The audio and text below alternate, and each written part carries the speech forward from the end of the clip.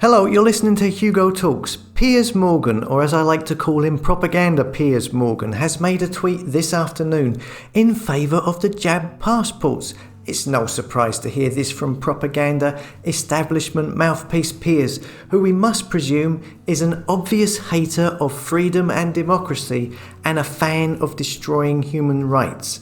No surprise at all. Either that or maybe Piers is just unwell today. Maybe that could be his excuse.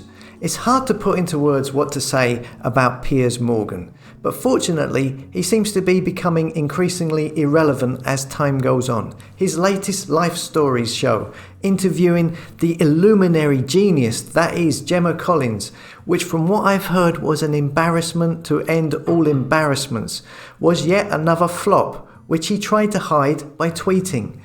Amazing, my life stories chat with Miss Gemma Collins got 43% more viewers than BBC Question Time last night.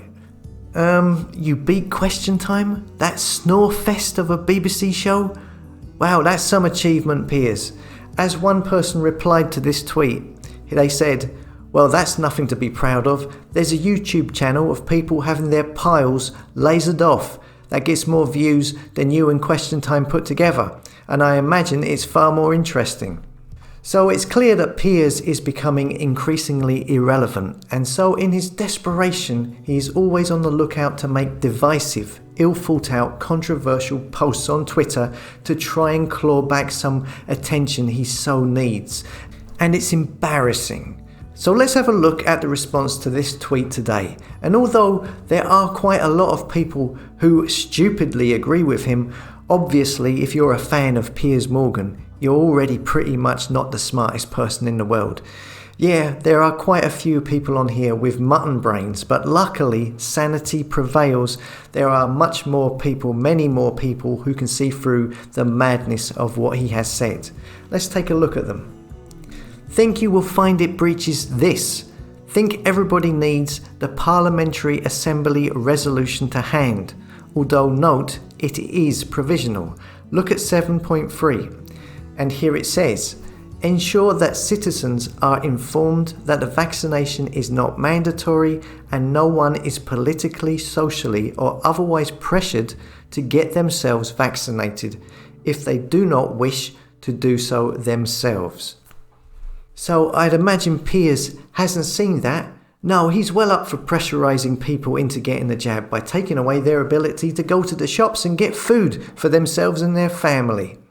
And then we have Piers sinks to a new low for a bloke that rubber stamps hacking a dead girl's phone. That's something.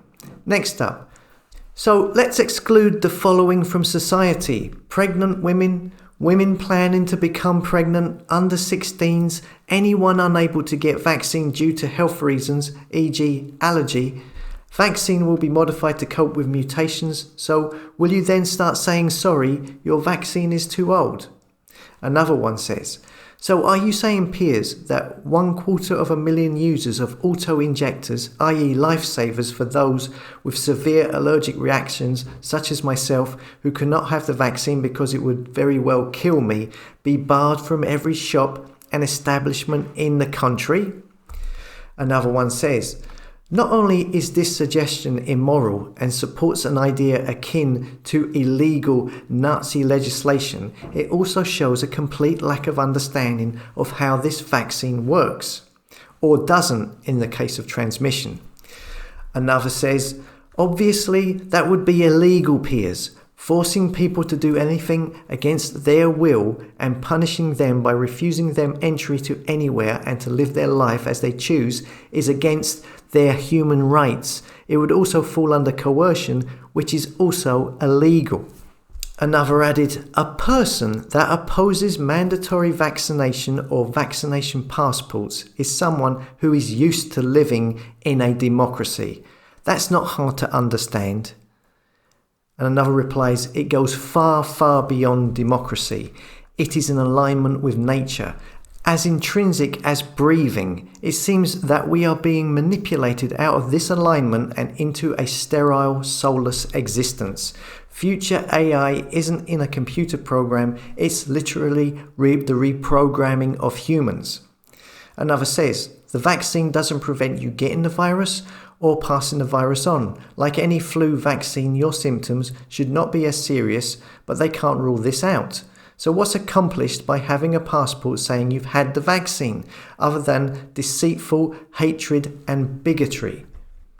Another says, informed consent is so passé. Let's ditch the Nuremberg Code and hand over full bodily control to the pharmaceutical industry. What could possibly go wrong?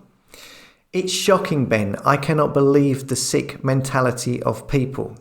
Another says, I'm aware of my own hypocrisy by commenting on this post, but people like Mr. Morgan exploit our fundamental right to free speech in order to rile up the public and further their own celebrity.